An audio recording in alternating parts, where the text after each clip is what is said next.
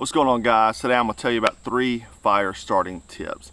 These tips will pretty much get you a fire started anywhere, and they're pretty fundamental to know. And you know, some of you guys may know them already, but a lot of people may have heard other things, and you'll see my spin on what I think are the most important things.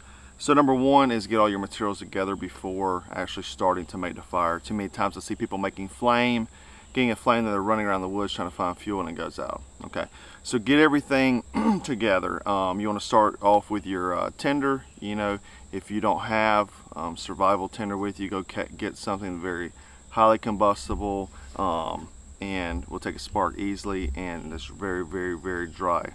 You could dry it out by putting it in your pockets, things like that, if it's kind of damp.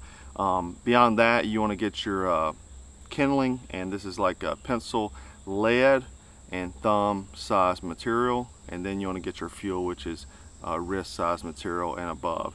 So I've got a video on how to start a fire that I'll link at the end of this video, and I'll put it below as well, and I'll show you how to do that. So have all your materials together before starting to make the fire. The next thing is have a waterproof, highly combustible tinder. So I just got a few here. Essentially what you want is something that will take a spark very easily, and you know, it stays waterproof. So the caveat of this is that you can't, you know, really start these until you create that fluffy inner material, you know. So you take like this Tinder Quick tabs, these are the Pathfinder Mini Infernos, and just spread that out real good, you know. This will help you get a spark very, very easily.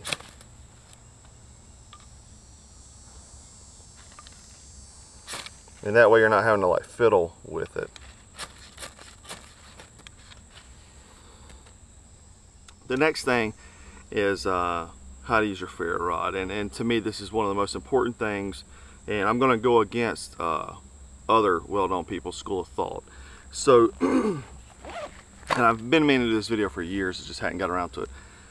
So many people will tell you to brace the hand with the striker and pull back. Okay, there's a lot of reasons this won't work in many situations. Now, if you have a very good tinder, it will work that way very well. But if you're using natural materials, if you are working in windy areas, if you're working with like feather sticks, if you're needing to direct at something like magnesium sparks or things like that,